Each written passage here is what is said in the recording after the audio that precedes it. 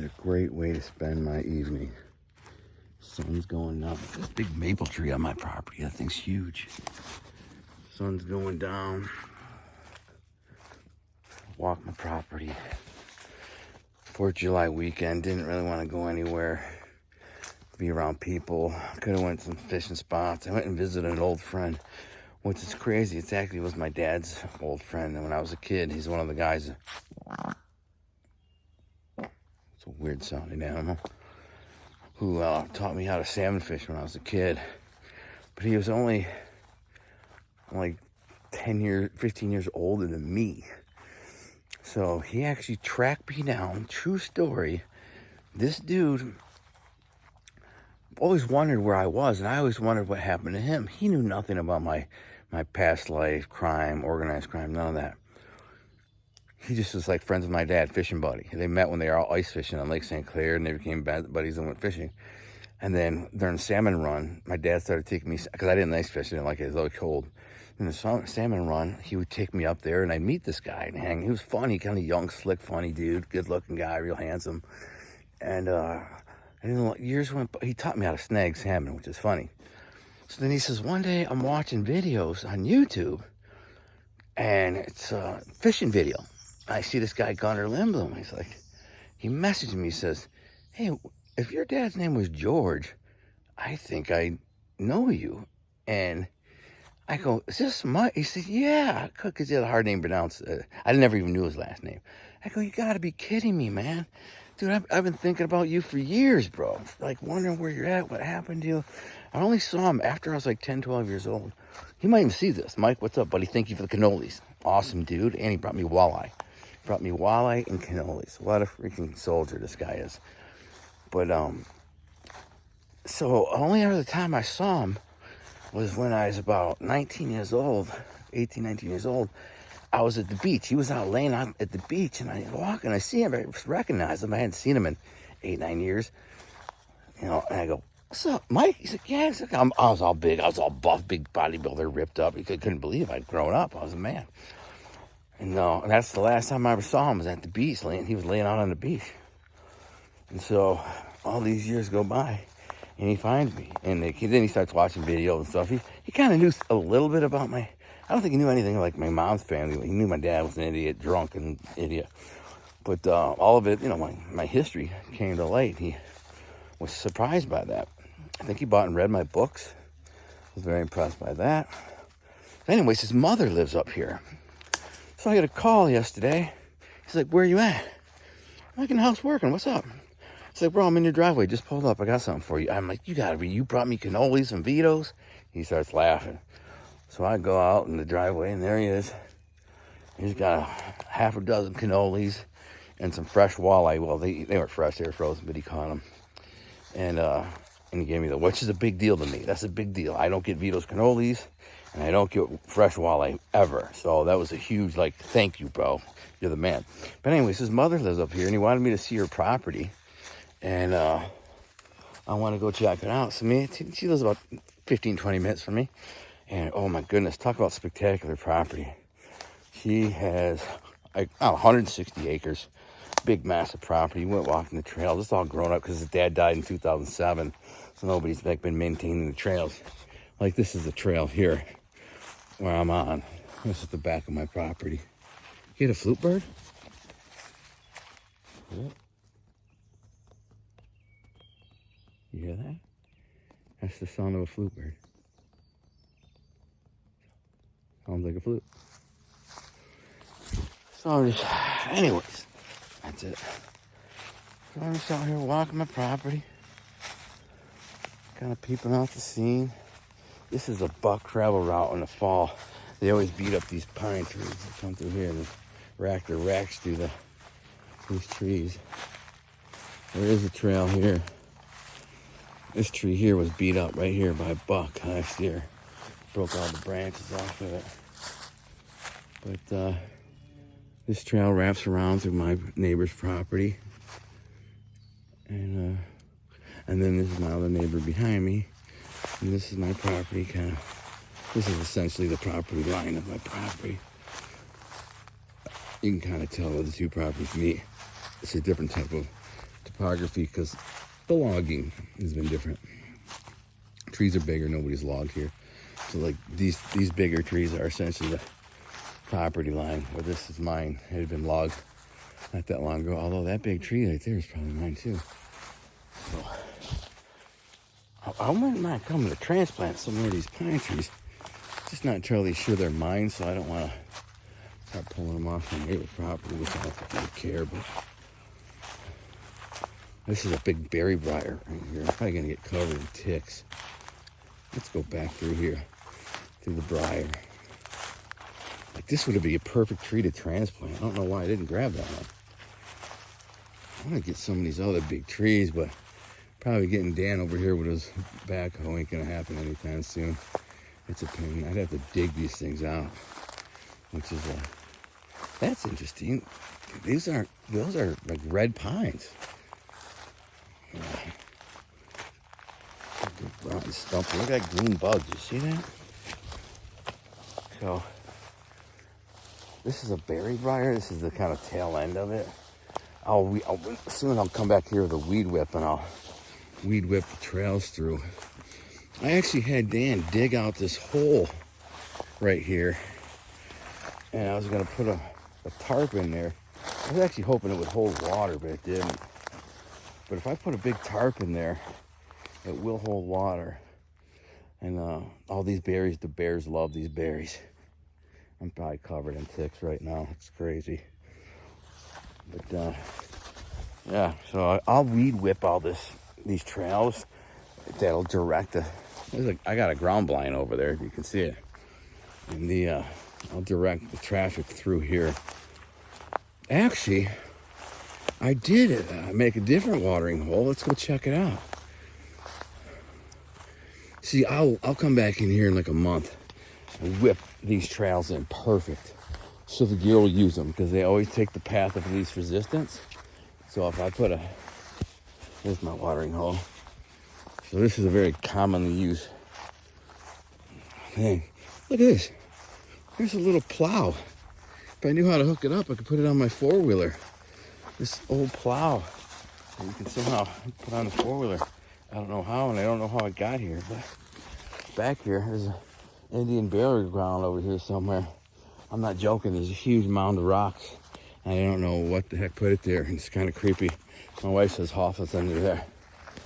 But, yeah, my property. It's right through a big spider web. Damn it. It's gross. It's probably on me. Let's see if I got water in here, man. Yeah. Huh? Water. That's all I need right there. That's all I need. Just a water source. So they can come down here and hopefully it'll stay like that.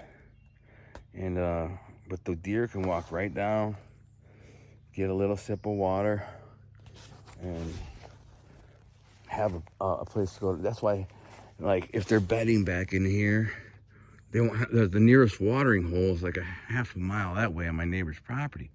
Well, I don't want them leaving, when it's hot in the summer and the fall. And bucks need water if they're chasing does that run around. They're really thirsty. So you want them to have a place they can come get some water. This is perfect. I just put a tarp in there. Bang. Thanks to Dan. Thank you. And that's that. So I have a watering hole. A lot of people would say hunt over it, but I can't hunt over it because the deer are bedding right in here. Right in here. So if I come back here and try to climb in the tree stand, I'll blow the deer. Blow them all out of here. So that's why I gotta whip this trail in here. Anyways, that's why I left the watering hole over here. It's about 150 yards from my tree stand.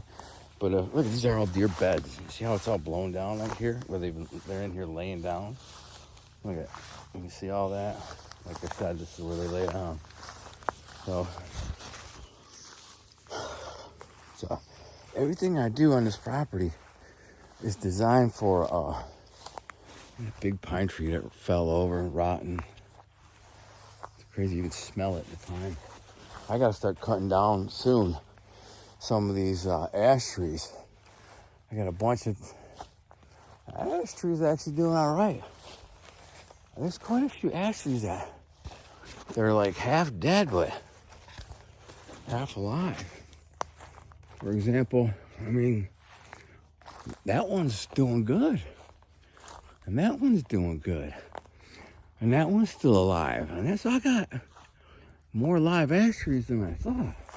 I thought they were all dead. Yeah, these guys are still alive. So I don't have as much firewood as I thought. There's a small dead one. Yeah, a lot of these ash trees are alive. I want to go over and look at some of these other ones over here. So, because in Michigan, or basically everywhere that I know of, has ash borer beetle infestation. And basically what they do is they come through over 20, 30 years and they kill all the ash trees. There's a good one here that's dead. There's a little one and there's a big one. That one, it's over. It's a nice chunk of firewood right there. And then when they run, all the ash trees die and they run out of ash trees. I already chopped this one up. Then the beetles die off and the trees grow back and it starts the cycle again. I don't like them. But how about this big giant boulder? Where'd that thing come from? Glacial runoff? I thought I had some more ash trees over here that were dead. Not as many as I thought. I mean, even this one's still kind of alive. Wow, that's crazy. I thought all these were dead. It's a little bothersome because I thought for sure I was going to have a bunch of them to cut down as firewood. But no, this guy here's thriving. Good to go. I totally thought this tree was dead. What in the hell's happening? Even this one. Both of them. But geez, my ash trees are doing good. Now, I know over here there's a bunch of smaller dead ones. Let's go find out for sure. Literally, look at these, you guys. This is a gigantic tree. Just gigantic. I don't know if you can see, but if I walk up to it to give you some size relation, it would take 3 of me to put my arm around this thing. I'm not joking. I mean, this thing's massive, bro. I could probably sell this tree for like $3 grand. Have them come in and cut it down. That's it, $3 grand, boom. I'm not opposed to doing that. Using some of that money to invest in my publishing business. And just be like, yo, take 20 trees, give me $20,000 or something. And I invest in marketing. Yeah, this is one that's not looking so good. Yeah, that one looks pretty dead.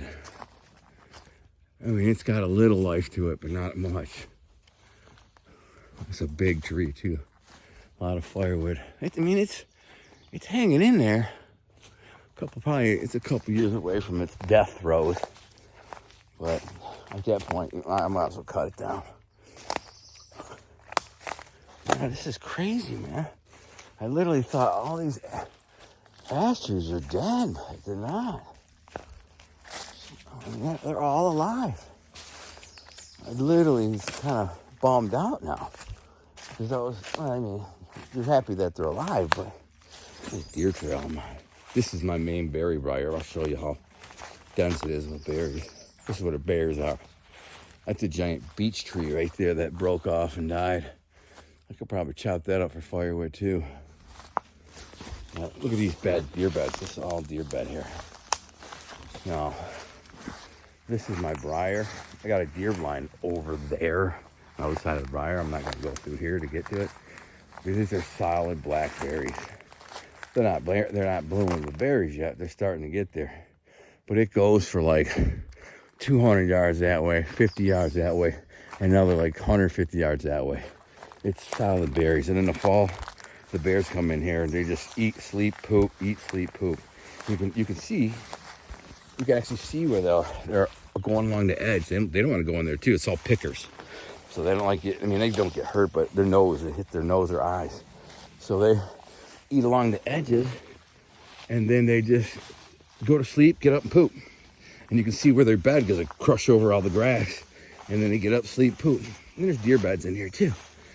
But they love these berries, man. Nice maple tree. And I got some big trees I could cut down theoretically and sell, make some money. Don't really want to, but it's always an option. The deer love it back here too. I got a ground blind back there. All of this has been clear cut, but I could cut more and get some money. Get that big pine tree over there. A couple of big pines. I don't know. Those big pine trees aren't probably worth that much. Even the big one like that I just showed you. You could probably get 200 2x4s out of that thing. Multiply the cost at a 2x4 by $10. So you could take a tree, turn it into, they gave me $3,000 and they lumbered it into 2x4s. They can make $20,000 off that one tree. And they do. I'm on a deer trail right now. Ow, freaking pickers. It's all berries. See all those little like buds on there? Those are blackberries. This whole entire area will be covered in blackberries. This is super tick infested area too. Look at, there's a tick on me right now. Right there. Yeah. Freaking things are off me. Probably got them all over me. I'll be peeling them off for freaking 2 days. You'll feel something moving on in your crotch or something. You're like, what the frick? This wasn't a smart move. This is where they're the worst on my property, back in here. But, I don't know. I thought I'd share with you. Look at this bed. Deer bedding. Or bear, but it's likely deer. Look what a woodpecker did to this tree, though. Looks like he got hit with a machine gun. I mean, look at this big maple tree right here. This tree's got to be worth. A lot of it comes down to how straight the trunk is, right? But this thing's got a pretty big trunk, so I bet you this tree's probably worth, I don't know, they probably give you $500 for this tree. Maybe more. Not super straight, but that main trunk is. They turn it into freaking $5,000, I'm sure. They're so scammy. But, this is a couple of dead ashes. These maples. I'd like to have them come in here and assess it and just kind of tell me what they would give me for a handful of these trees. I don't want to decimate my property, but it might totally be worth it. This is an apple tree here? This is a pear tree. I didn't even know this was here. Look, you can see a pear right there coming off of there. Didn't even know this was here. Pears are weird. They don't, some more. Some years they don't get anything. Some years they get a few. Without spraying them and stuff, they don't get a lot. But I'll sure enough take some of them pears when they get to ripening. I know I got two or three down ash trees over there. There's a small one right there that's dead. I got some small ones up front. That big maple tree right there, it's got to be worth $600-800, $1,000. It's the thing, if I cycle that money into my publishing company, I can make a freaking ton more money off of ghostwriting clients. All I gotta do is get them aware of what I do in my my talent level, you know. If anyone who ever read my books will see, yeah, this guy's, you know, he's on something. And if you're a high roller who's got a crazy story where you made millions of dollars from rags to riches and really accomplished something in life, I do want to cut this maple tree down. It blocks light from my food plot. So that one might be the first to go. It's a big maple though. So yeah, if you're a rags to riches kind of guy, that's a big tree. And then you now do consulting. Basically, you're going to teach people how you went from rags to riches. Your story, your triumphs and victories and tragedies, love story, all the bad, the horrific things, things you overcame, blah, blah, blah. And if it's written the right way, it'll read like an epic novel. People will be into it like this whole book. And in the end, boom, victory. He wins, overcomes, and achieves millionaire, da, da, da. And now let's say he says, yeah, I have a mastermind consulting level. It's $10,000. They take you under my wing, basically help you do what I did. It's a year long, whatever. Now let's say the guy gets 10 clients in a year. Keep in mind, it's somebody who's worth millions of dollars, and they've done it. My food plot isn't growing nothing yet, my test plot, but it will. It's only been 4 or 5 days. Now that guy says, if I charge him $35,000 to write his book, all he's got to do is get 3.5 clients in a, 3.5 clients to pay back the whole ghostwriting fee. He doesn't have to worry about nothing. I just sit down and interview him for 5 hours, take notes, and they say, all right, man, in 3 months I'll be back with your book. Of course, I'll have to talk to him and run things by him and revise things and polish it as we go. But he's going to be like, oh my God, bro, this is awesome and it reads amazing. I never thought my story would ever sound like this. It's incredible. And of course, you kind of dramatize it and play it up. And most people won't even need it to be dramatized. If a guy went from nothing to a multi-millionaire, one of my clients went from 0 to $25 million in 10 years. From 30 to 40, he just went from farm boy who lived in a country like this to worth $25 million in real estate and other investments. And now he does the coaching and consulting thing and tells people how he did it. But his book is to drive traffic to that. So, a guy like that gets 3 clients, and my whole ghostwriting fee is paid for. Now, what if he gets 10 clients a year? Plus, he has other levels, like a $50 a month is kind of like lower level where you get texts and things like that, and kind of like a Wes Watson type of thing. And then there's a $500 a month level, and then guy ends up making $200,000-$300,000 a year because of the book. Guy's gonna love me. He's like, yeah, it was the best investment I ever made. I gave you 35 grand, and a year later I made $350,000, because of the book. So, but you got to get in front of those clients. So how do you find them? Special targeted sponsored marketing. You know what I'm saying?